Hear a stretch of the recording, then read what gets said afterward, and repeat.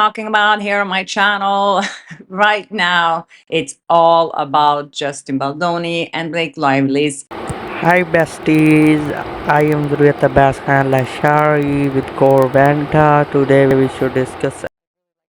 It was late in the afternoon when the courtrooms of New York began to empty, the hum of law clerks and attorneys fading into the kind of silence that only falls when everyone believes the day is done. But for Blake Lively's legal team, the day was far from over. Just as the courthouse clock neared the end of business hours, a document appeared, quietly, strategically, and unmistakably timed. It was Blake Lively's team announcing their decision about the one thing that had been haunting Hollywood for weeks: the audio.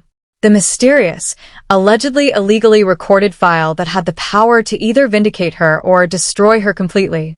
According to Blake, the recording contained damning statements from film executive Steve Sarowitz, allegedly boasting about spending $100 million to ruin her career. But as the truth began to unfold, what emerged wasn't a clean narrative of good versus evil. It was a story of mistakes, manipulation, and the dangerous illusion of control in the modern celebrity courtroom. The audio was recorded, at least according to Blake's filings, by Claire Aub, a director and writer known for her independent film Empire Waste, which had been produced and distributed by Wayfair Studios in 2024. Claire claimed she captured Sarowitz's words during a private conversation, a move that would later ignite questions about legality, consent, and admissibility. The moment Blake's legal team referenced this smoking gun months ago in a motion for punitive damages under California Civil Code 47.1, the internet exploded. Headlines called it the recording that would end careers. But when the court finally looked for it in the docket, something strange happened. There was no audio file. Not a digital upload, not a CD, not even a transcript. For months, Blake's lawyers had been waving the existence of this recording like a sword, yet somehow they never gave a single copy to the court, not even to the judge presiding over the case. The illusion shattered. Earlier this week, that very judge, weary from the endless filings, sealed motions, and speculative media frenzy, issued a direct order. He wanted the truth.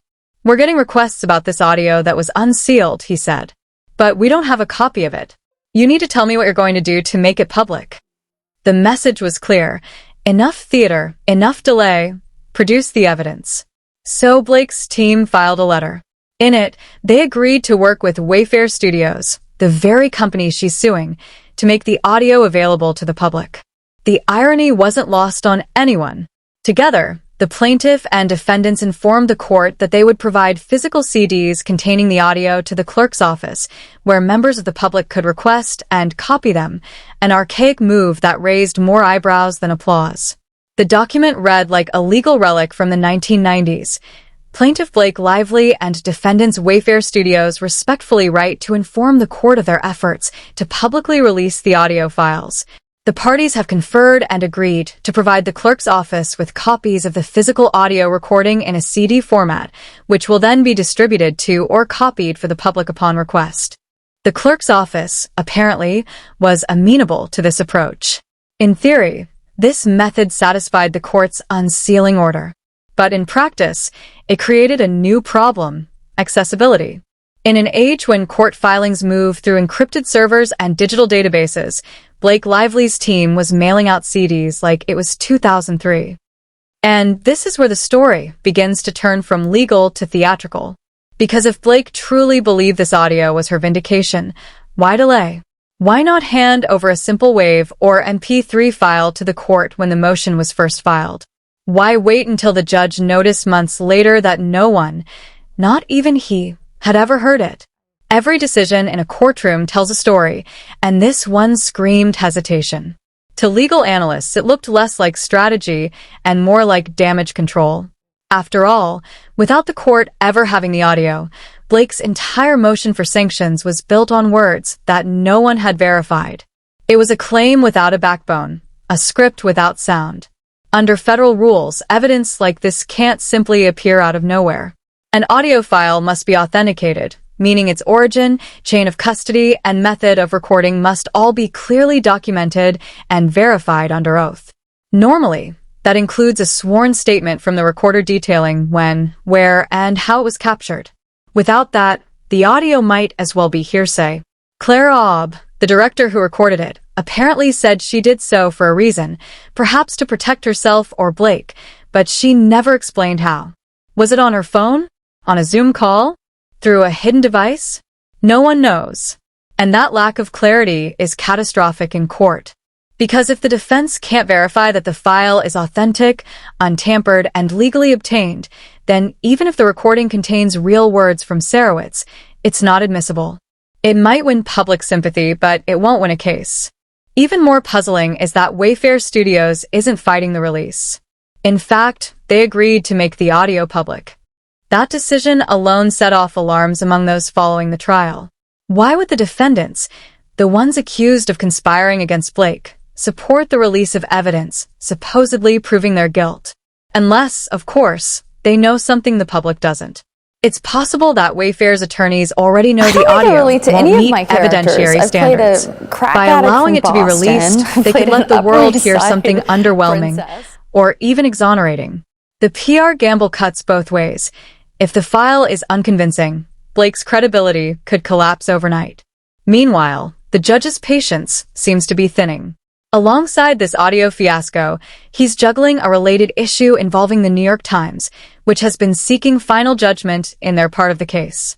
The Times was once accused of aiding Wayfair in amplifying defamatory claims about Blake, but the judge already dismissed them months ago. Still, the Times returned, asking for a formal closure order. The judge's response was sharp.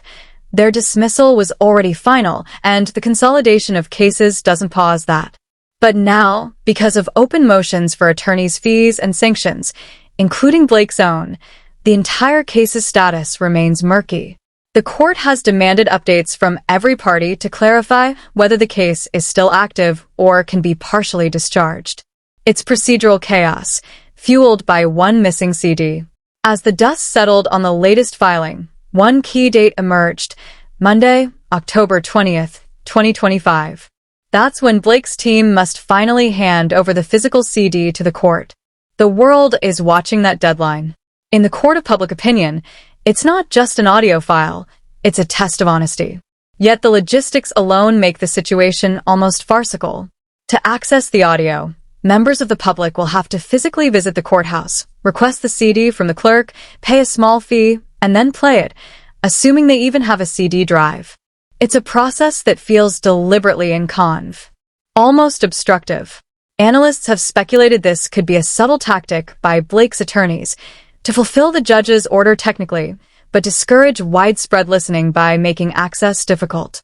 After all, the fewer ears that hear it, the fewer critics there are to pick it apart. And therein lies the irony. In 2025, when a viral leak can destroy reputations overnight, Blake Lively's team has chosen the slowest, most outdated method possible to release the most talked-about audio in Hollywood.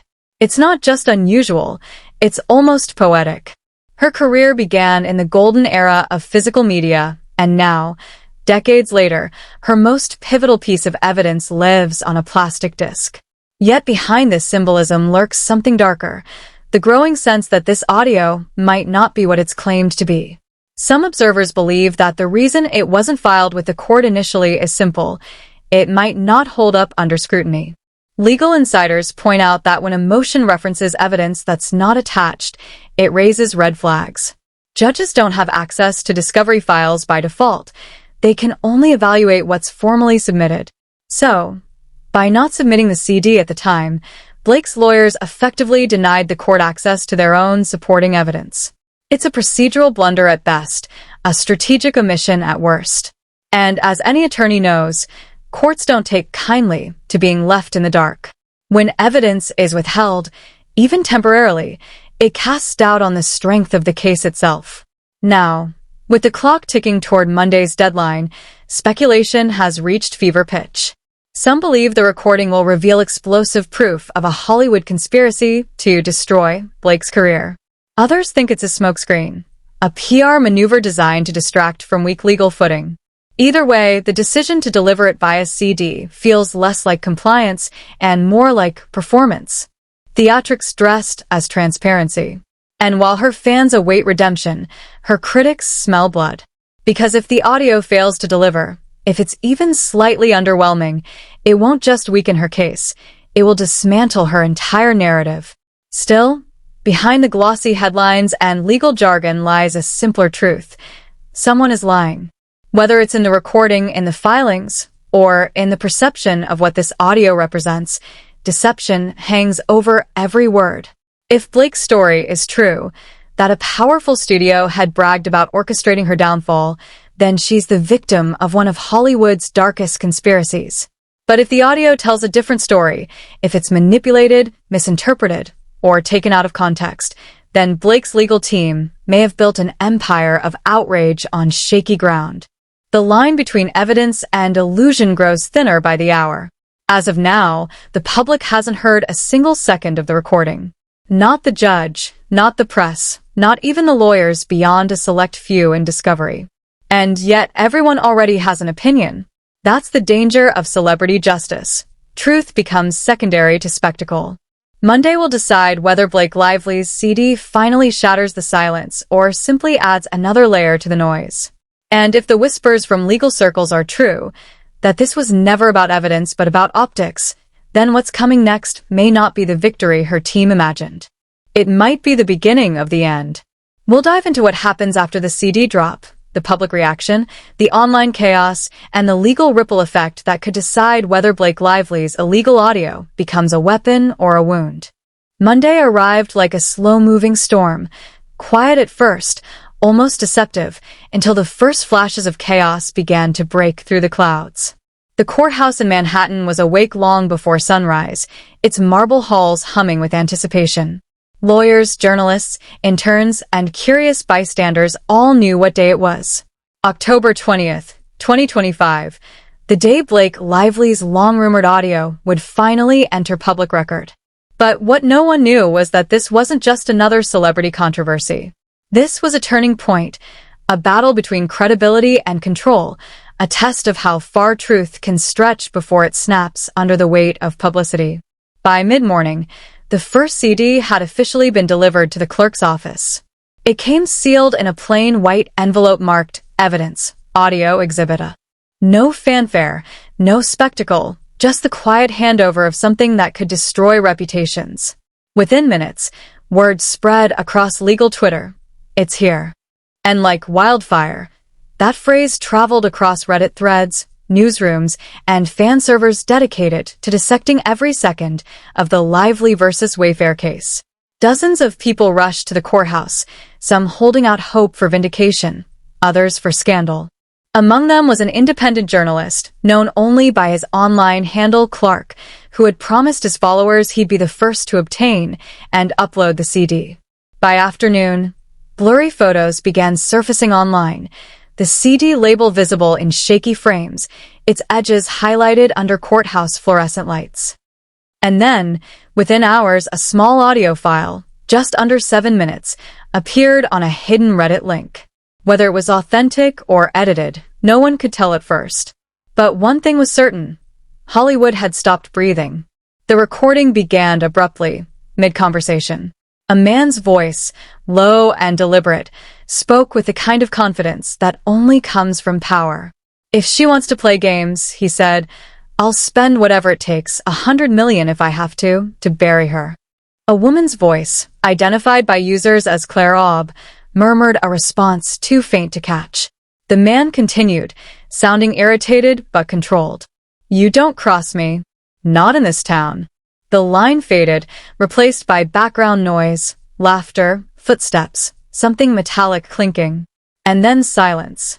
Just like that, the file ended. It was short, almost disappointingly so, and immediately the online world split into factions. Blake's supporters called it the proof of a Hollywood conspiracy. Her critics dismissed it as a PR stunt recorded in someone's living room. Audio experts jumped into the conversation within hours, some claiming to detect cuts or compression artifacts, the kind that suggest editing. Others argued it was genuine, citing tone consistency and ambient noise as evidence of authenticity. Meanwhile, legal analysts flooded social media with warnings.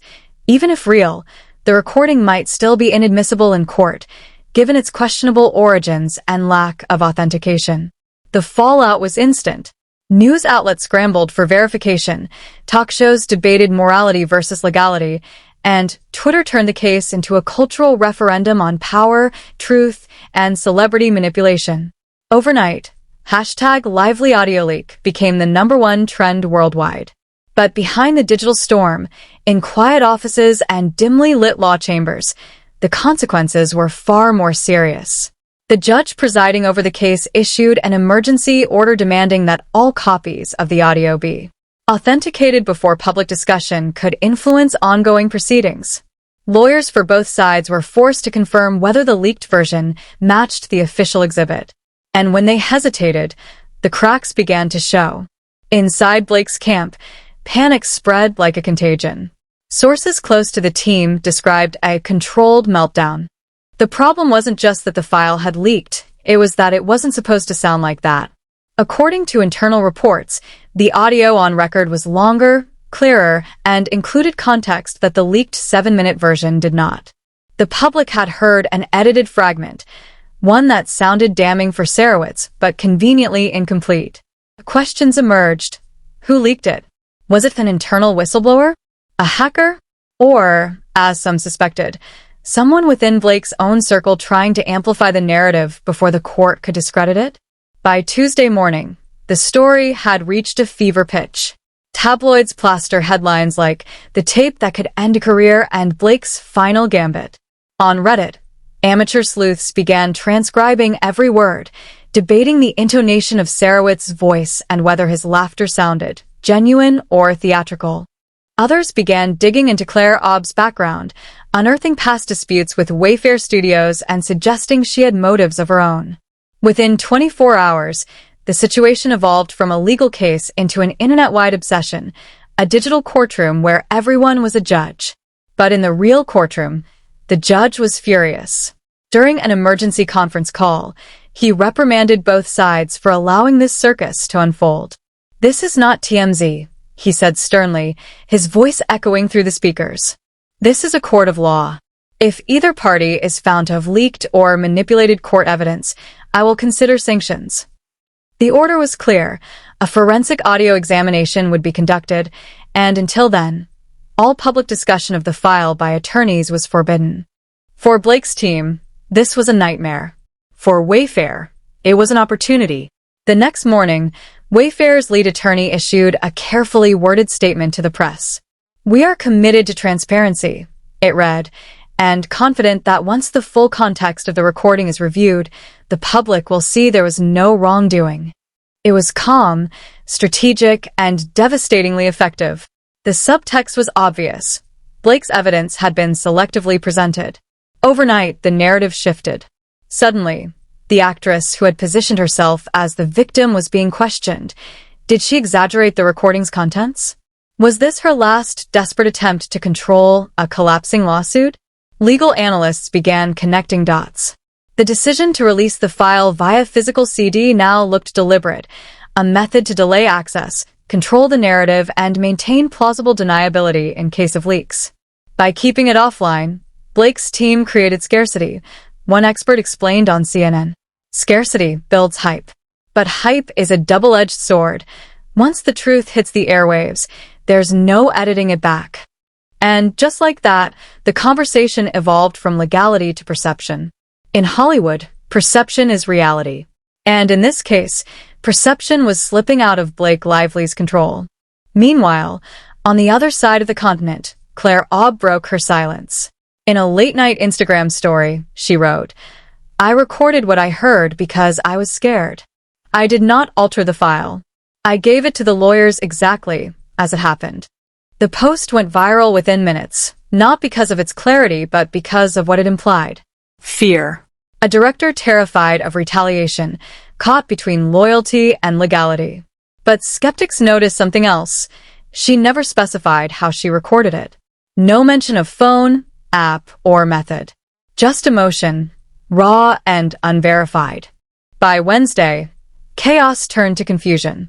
The leaked audio was pulled from Reddit after a copyright claim filed by an anonymous representative of Wayfair Studios. Within hours, multiple versions reappeared across YouTube and Telegram, each claiming to be the original. Some were slowed down, some remastered, some even remixed into ominous soundscapes for viral TikToks. The truth was now drowned in noise, exactly what both sides feared and perhaps secretly wanted. Because in the world of scandal, confusion is power. As long as no one knows what's real, everyone can claim to be right. Then, the court's forensic report arrived. It was brief but brutal. The leaked 7-minute clip, they said, showed clear signs of tampering, edits, gaps, possible overdubbing. While the voice did appear consistent with Sarowitz, there was no verified chain of custody and no metadata confirming the recording's original source. In other words, it was useless as legal evidence. Overnight, the smoking gun turned into a fog machine. The internet pivoted instantly, memes mocking the $100 million whisper, podcasts calling it Hollywood's most expensive hoax, and journalists questioning whether the entire case had been inflated by public relations rather than proof. Inside Blake's camp, the mood was grim. Anonymous insiders began whispering to journalists about miscommunications and technical oversights. Others blamed Claire Aub, suggesting she failed to properly authenticate the file before submission. But those excuses couldn't undo the damage. Public trust, once lost, doesn't come back easily, especially not in Hollywood, where reputation is currency. The same media that once portrayed Blake as a symbol of empowerment now painted her as reckless, manipulative, even desperate. A woman who weaponized unverified evidence in a high-profile case.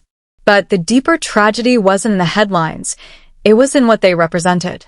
For years, Blake Lively had built a brand on elegance, control, and trustworthiness.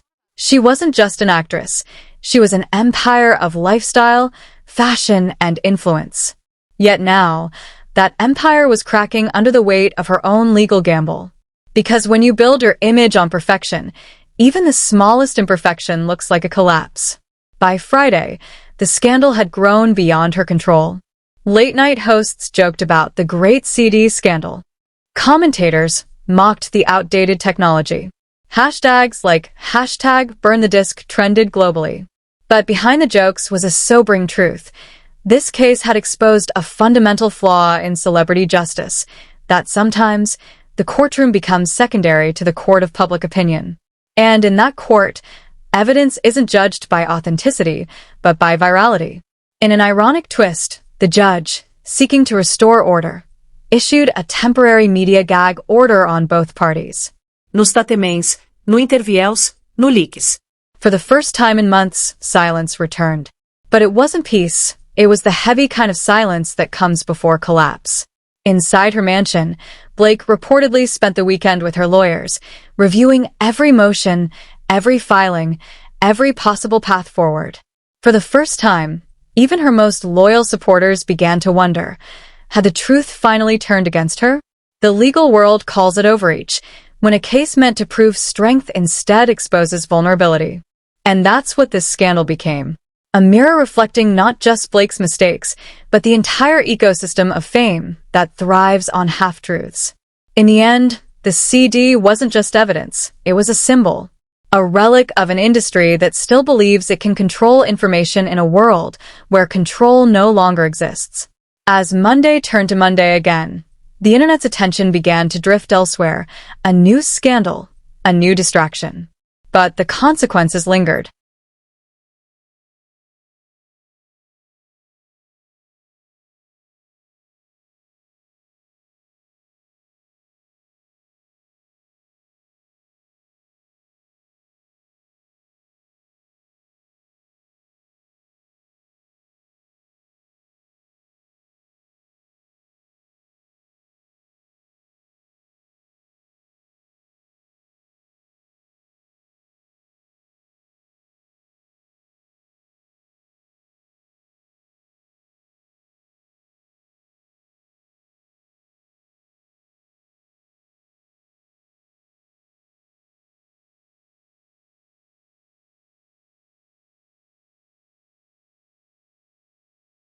Thanks for watching. Subscribe my channel Corvanta for more updates.